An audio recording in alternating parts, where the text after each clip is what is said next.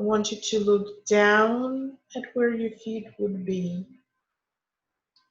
and tell me what you see on your feet.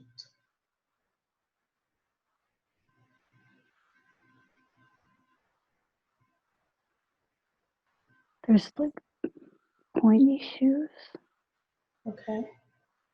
like wooden. Mm-hmm. The shoes are shiny. They're like old European. They remind me of what you would see in one of those dolls. They're like hand painted or something. And the toes are pointy. Okay. Become aware of the rest of your body and see what you're wearing on the rest of your body. Mm. Striped socks, knee highs, skirt with ruffles, Mm-hmm. and the ruffle top. Maybe it's not a skirt. Maybe it's like overalls on top. Overalls on top with a white ruffle short sleeve shirt underneath. And a hat. It's kind of, I don't want to say it's pointy, but it kind of reminds me of like what an elf would wear. Are you in a male or a female body? She's female. Young or old? She's 30-ish. Okay. Healthy or ill? Healthy. Allow yourself to step into her if that's comfortable. And so as you look at yourself, so you said you're wearing overalls with a ruffled shirt? Yeah. So there is no skirt? There is a skirt, but it's like an overall skirt. Okay. And is there any jewelry or anything else on your body other than the hat? Maybe ribbon somewhere on the dress, or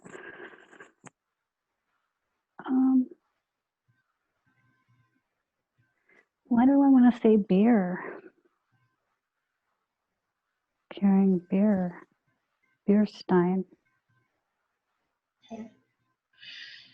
And I want you to become aware of why you are there.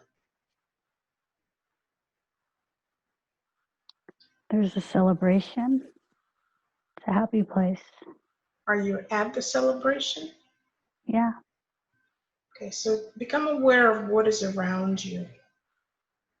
Tell me what you're experiencing or noticing around you. Feels like people celebrating. Okay. She feels happy. What is your part in this celebration? Is it your celebration or is it somebody else's? Not mine. What are you all celebrating?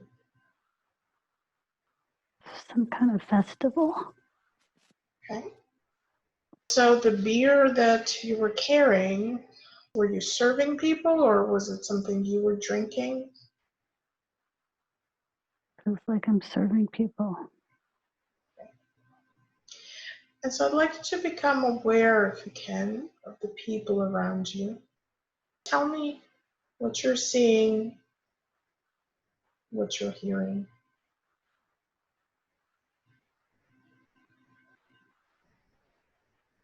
Seeing people dancing and eating. Can you tell me what they're eating? Roasted chicken. It reminds me of Oktoberfest. Mm-hmm. How are they dressed? Similarly, green, white. There's dancing on tables. Are you there by yourself or with others? Feels like I'm with a group. So I want you to become aware of that group. Your attention will be drawn to them. Are you noticing them now? Yes. Become aware of who they are and how they are related to you. They're sisters. There's two of them. Are they younger or older? One of each. Okay. And can you hear their names? Margaret and Ellen. And what do they call you?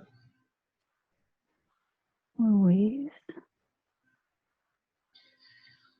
So Louise, as you walk around this party, I wonder if you can see anything that shows a year or date. 1836. Are you inside or outside? Inside. Okay. So I'd like you to just walk outside for a moment and tell me what you see outside. Lots of green grass and trees. Mm-hmm.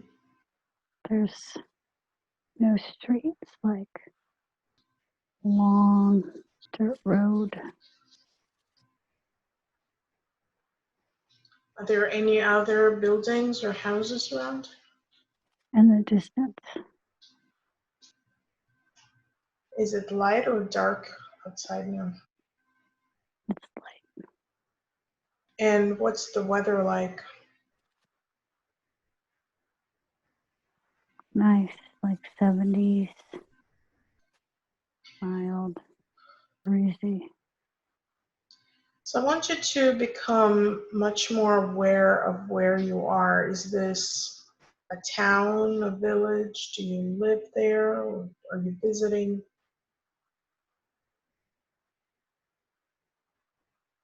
Feels like a town. Feels like I live there. Okay. And how big is this town approximately? Seems small. Become aware of the name of the town or perhaps the area where you live. It's somewhere in Holland. Okay. And so I want you to tell me a little bit more about this celebration. What is this festival about?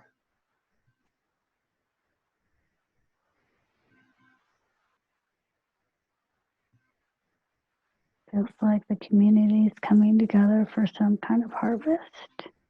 Okay. How often do you have this type of celebration? Once a year. And so you are at the celebration with your two sisters. Is there anybody else from your family there? Parents are older. Are they there or are they at home? They're there. Do you have your own family? Are you married? No, What about your sisters? Are they married? the older one is. Okay. And what is your relationship like with your sisters? We all get along sometimes. We argue. I'm closer to my younger sister. Is that Ellen? Yes. Okay. I'd like you to once again shift your attention and allow yourself to move forward to the next significant moment in that day, in that celebration. Become aware of it. Let me know what's happening. There's a ceremony around killing an animal. What animal is that? It's like a boar. And what does that ceremony involve? People are dancing around it. Is it still alive? No, So it was already killed. yeah. And what is the meaning of the ceremony? What is the significance?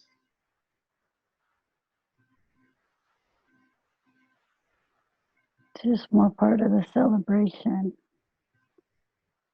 But it symbolizes feast, prosperity. Mm-hmm.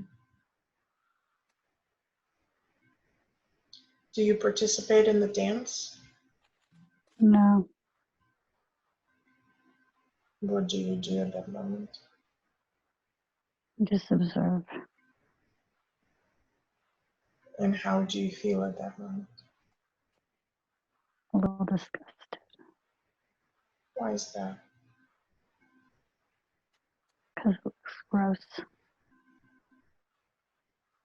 Which part? The dead animal? Yeah. Isn't that a normal part of your life? Do you not eat animals? There's something about it that doesn't feel right.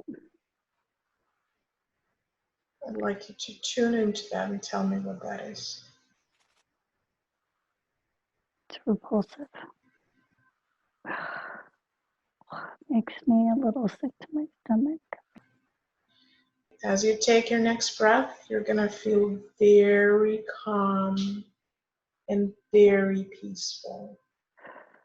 That's right. Just release any tension, any queasiness will just float away. And you're going to observe like a movie.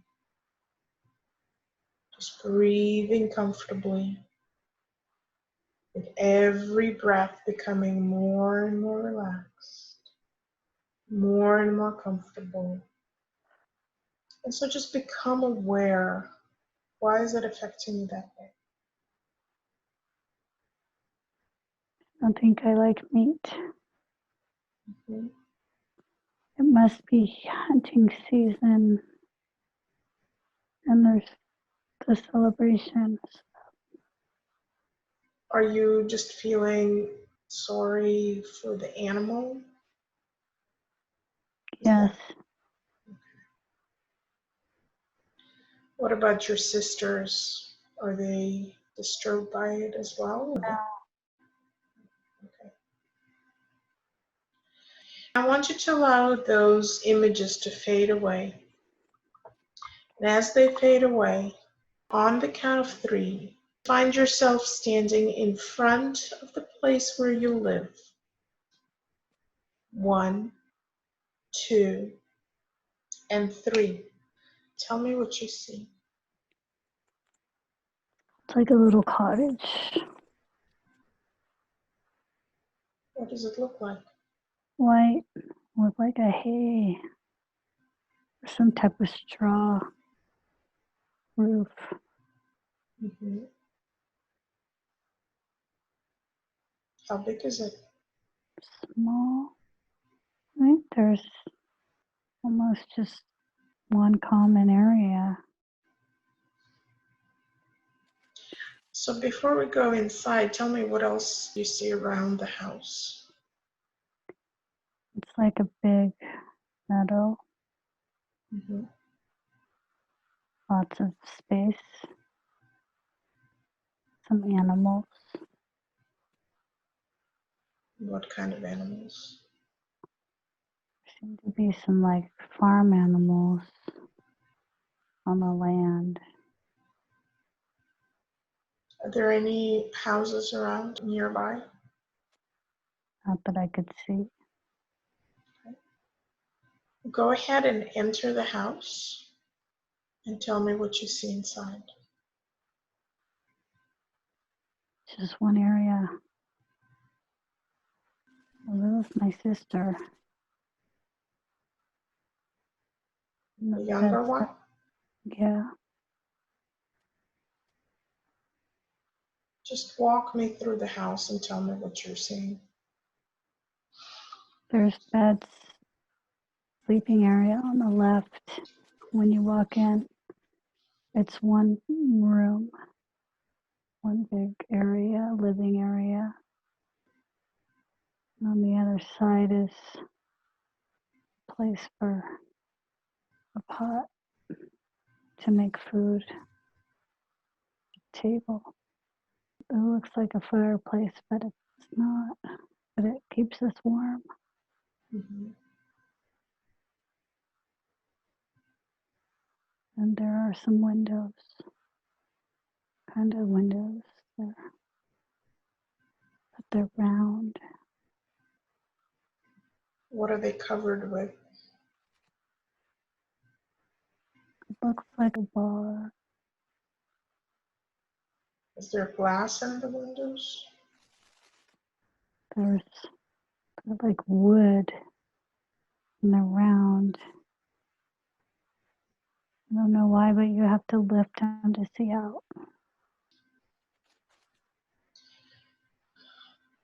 And are there any bedrooms? Oh, just a sleeping area. Okay. So there are only two of you in this house? Okay. On the count of three, I want you to see yourself having a meal. 1, 2, and 3. Describe to me what you're experiencing. Eating outside at a picnic table with my parents.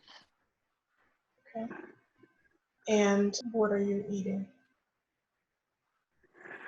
Potatoes and some kind of cabbage. And I don't know why I want to say the apricots. Is there anything else on the table? There's these tin cups, water, and wildflowers.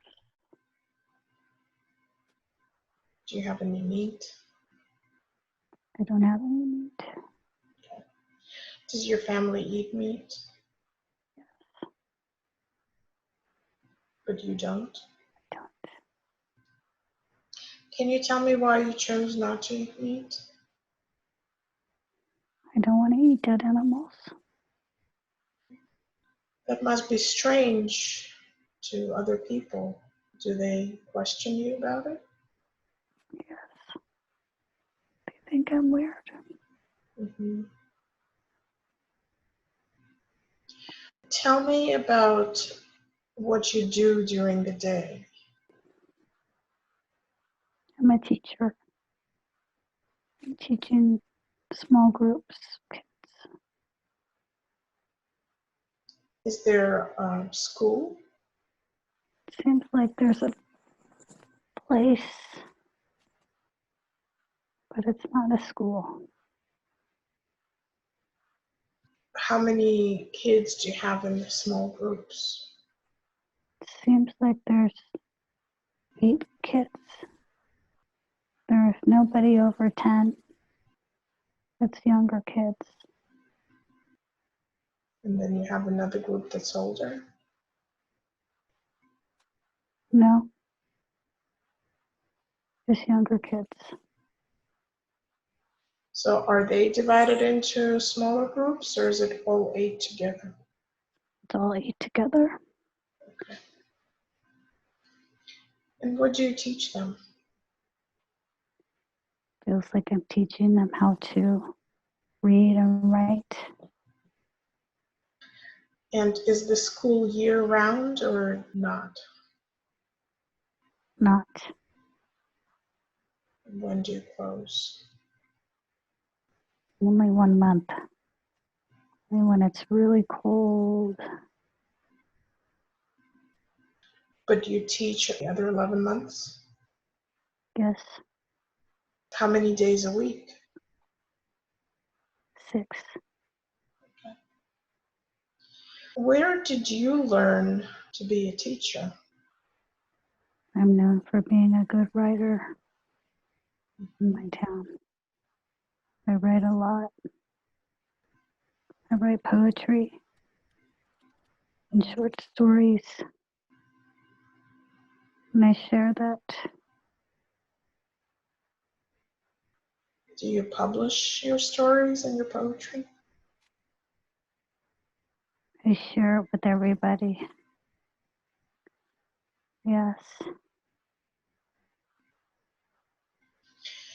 Did you go to school outside of your town, or you just learned to write on your own? On my own. And other than teaching, do you do anything else? I help kids who are sick. How do you do that?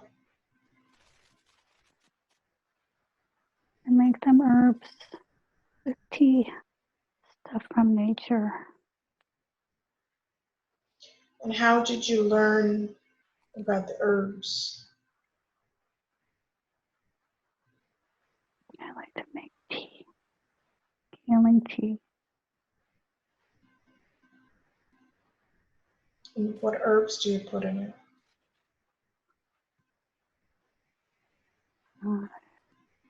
Comes from how nature feels like licorice, and I also do something with mushrooms. And did somebody teach you, or did it come to you on your own? A grandmother who taught And is your grandmother still alive? me how. So tell me a little bit more about your grandmother and your relationship with her. It was warm, but she used to make me the teas. That's how I know. Did she teach your other 2 sisters? No, Why just you? because my sisters don't like tea. They didn't like the taste. They thought it was weird. Did she teach you anything else?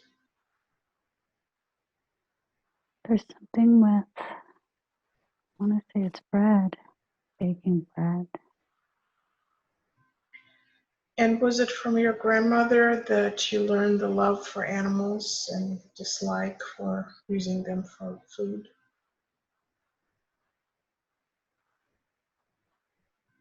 The animals became friends with, and I didn't want to eat them. Mm-hmm. So were you closer to your grandmother than to other members of your family? It feels like there was a special bond, yes. So it almost sounds like you are a medicine woman in your town. Do others see you as that or not, and how do they treat you? They do for their kids. They're nice to me because they want me to help their kids. And can you tell me why you haven't married yet?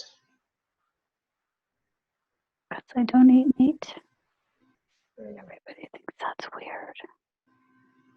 That's why they're not interested in you? Don't eat meat. It's really weird not to eat meat. Right, I understand. So what I'd like you to do is to allow those images to fade away again. And on the count of 3, I'd like you to move to the next significant moment in that life.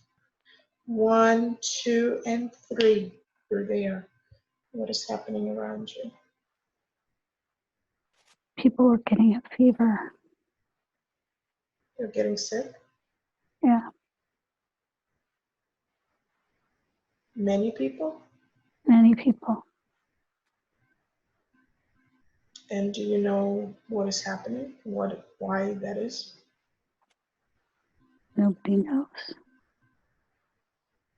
And so what happens? They want the tea. Do you make it for them? Yes, And what effect does it have? it's calming and comforting. It warms them up. Do they get better? Yes. Also put my hands over their head. Put my hands on their ears.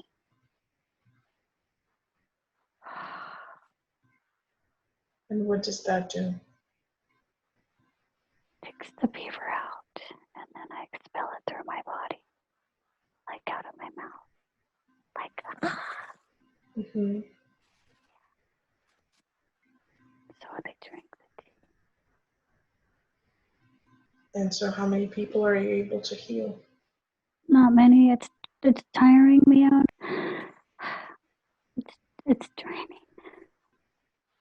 With your next breath, just feel comfort and strength and relaxation flowing back into you.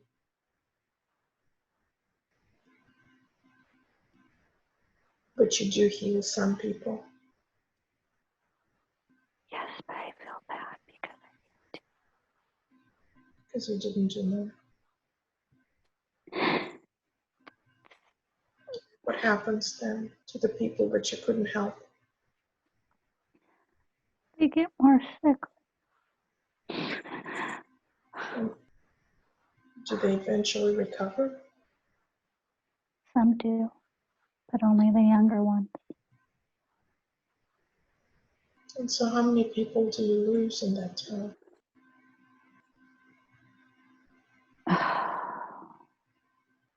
Too many. And how long does that period of fever go on? 6 months. And then after those 6 months pass and the town begins to recover, is your own family okay? I lost my dad. Oh, I'm sorry. And how are things after the 6 months with you and with the town? Well, I think it's sad, but there's like a feeling of relief that it's over. And are the people still grateful to you for helping some of them? Yes.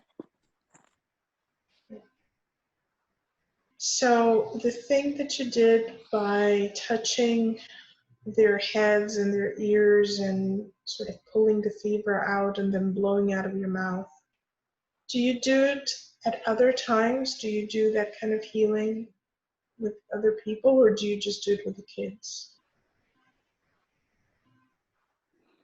I do it at other times, but it started with the fevers. And I didn't realize I knew I could do that. Oh, I see. And so after that wave of disease goes through town, do people come to you more often then for healing? Yes. And do you discover other things that you can do? Yes.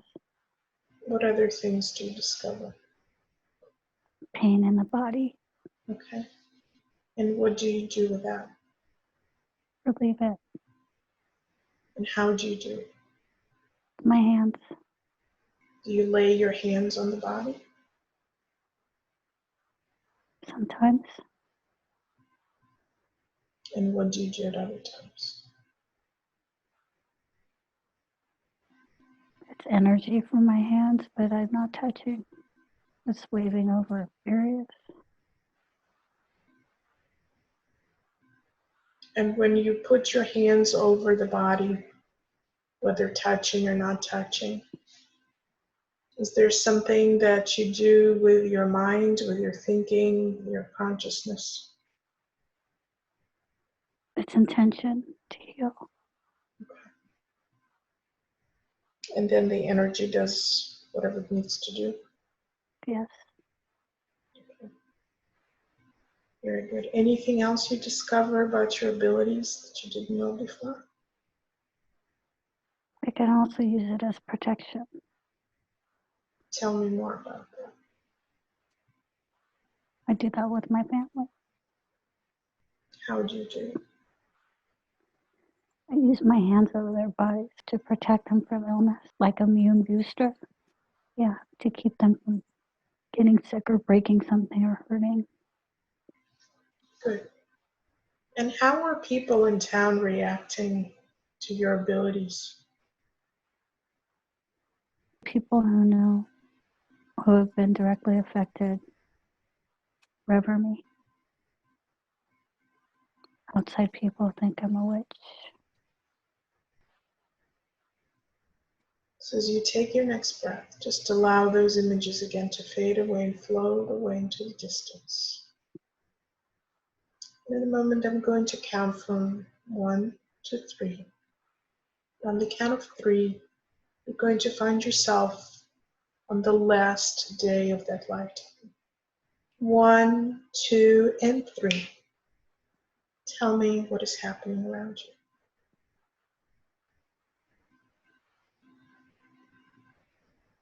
I'm being tortured.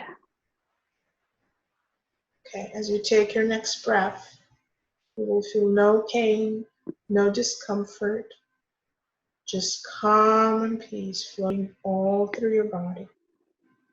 You will be observing what's happening as though you're watching it on a screen, like a movie screen. Seeing what's happening, but not experiencing any pain or discomfort. So tell me what you're observing on that screen. What is happening to her? They think she's a witch, so they're torturing her, What are they doing to her? eating. They're going to put her on fire. Okay.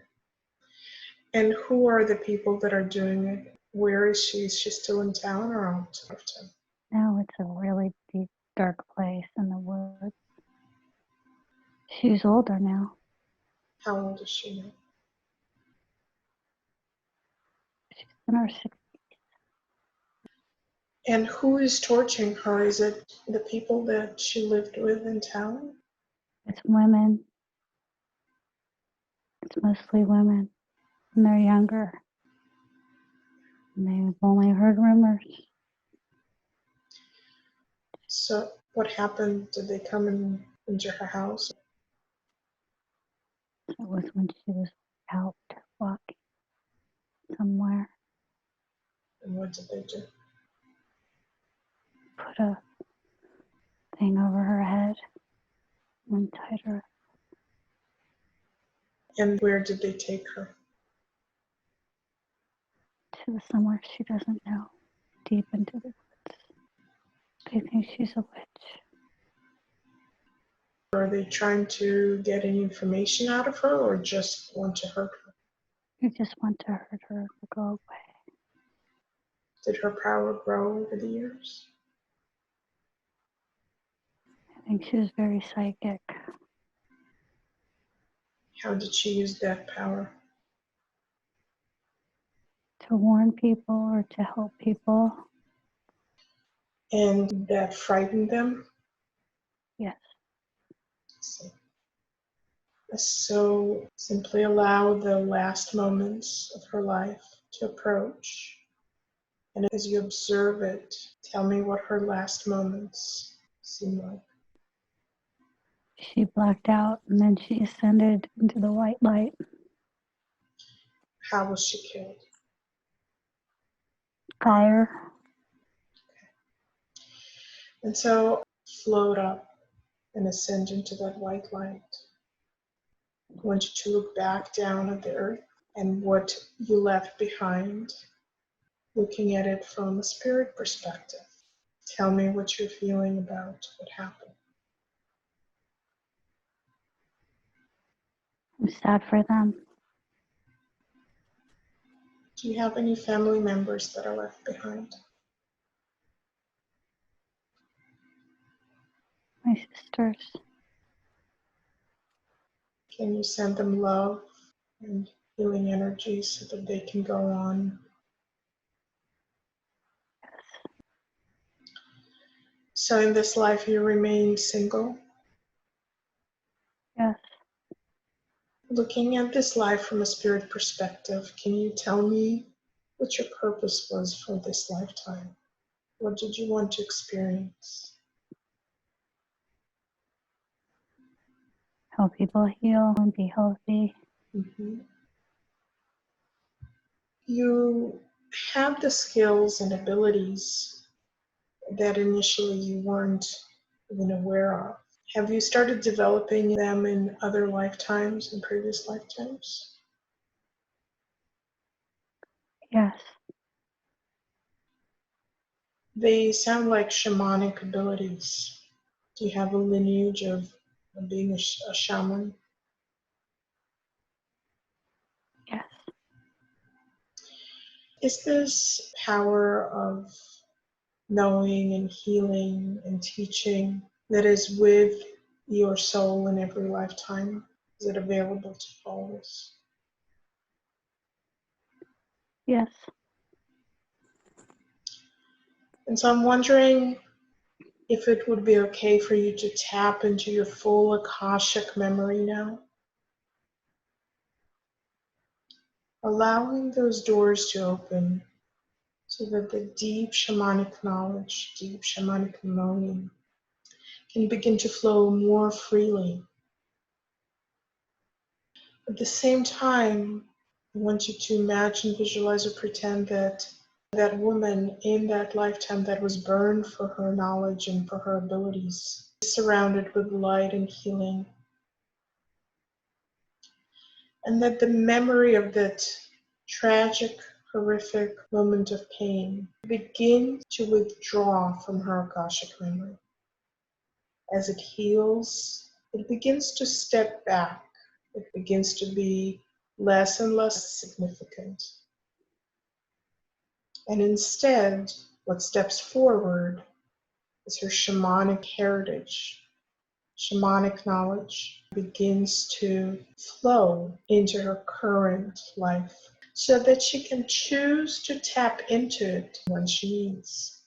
And it will be available to her. Do you sense the doors being open now and the stream flowing freely? Yes. From the spirit perspective, is there anything else that you see or know or understand better now that you want to share with your current consciousness in this lifetime? Just that I know I have the ability to help heal people Mm-hmm. if they're open to it. Does it have to take the same exact form in this lifetime as it did in that? No, it can be different. Is there anything else about that lifetime, any lessons that you took away from it? Just a strong sense of being true to yourself. Mm-hmm. Is there anybody in that lifetime that was there with you, that is also present with you in this current lifetime? My grandmother. Mm-hmm. Who is she in this lifetime? She's my grandmother in this lifetime who's passed, but it's the warmth I feel, the bond. So the grandmother in that lifetime was also the grandmother now. Similar bond. Mm-hmm. Anybody else? No, I don't think so. Okay. So I want you to allow all of the images to begin to fade away as we say thank you to this journey and to all of the information that was revealed to you today?